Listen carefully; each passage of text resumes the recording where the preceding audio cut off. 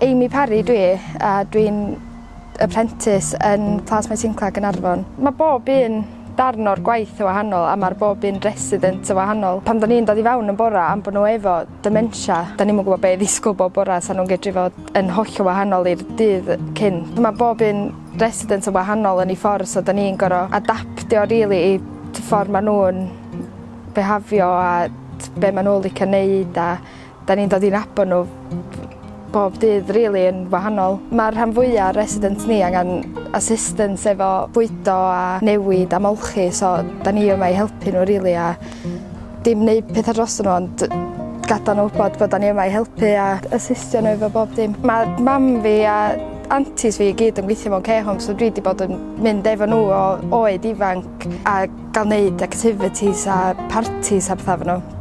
So dwi'n meddwl o'n i'n gwybod beth i ddisgwyl pan o'n i'n dod i fewn, ond o'n i'n ddisgwyl enjoyo fo hyn faint, rili. 2 blwyddyn dwi yma, dwi'n meddwl mae wedi gwneud fi edrych ymlaen rili i weithio fy hun i fyny o'r apprentice a gael gweithio mwy efo sector yma. Dwi'n licio dros fod yma, dod i nabod bob un o'r staff a residents a mae'n hwyl jyst gael chat a wneud gwahanol activities a pethau efo nhw. Da ni wedi cael ddynas newydd i fewn a mae'n licio rock and roll, so da ni roi rock and roll ar y teli a mae'n dwmsio fan ni.